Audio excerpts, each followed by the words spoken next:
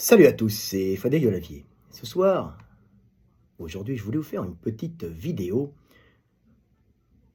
dans l'air du temps, puisqu'il est bon actuellement de nier Dieu, de nier la spiritualité. Petite vidéo justement pour vous parler de Dieu ou de cette force qui est au cœur de l'univers et au cœur de nous tous.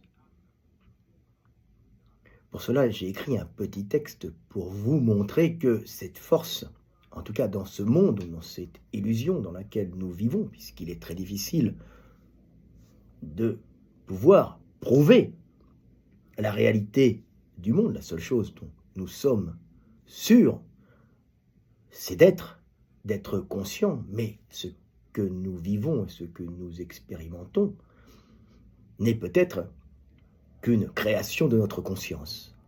En tout cas, le monde dans lequel on vit, ce monde est régi par des lois physiques, des règles divines, si vous voulez, qui sont bien présentes et qui moulent notre univers et qui lui donnent l'aspect dans lequel nous expérimentons la vie, la relation à l'autre et l'amour.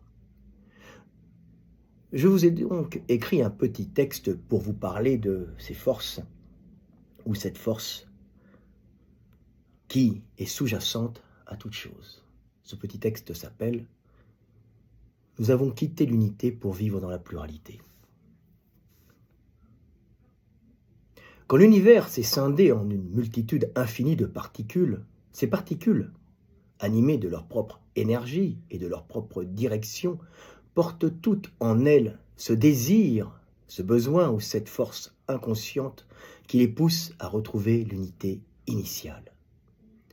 Ainsi, si le monde est fait de pluralité, l'énergie, particularité indéfinissable et inobservable, recherche l'unité et se met à s'agréger pour former la matière par agrégation formant les choses minérales qui finissent par engendrer par agrégation la vie avec sa propre volonté.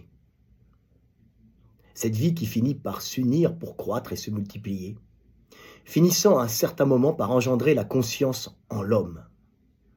Conscience du monde, née de sa désunion réunifiée. Conscience née de l'amour ou de la recherche de l'unité initiale ou de Dieu.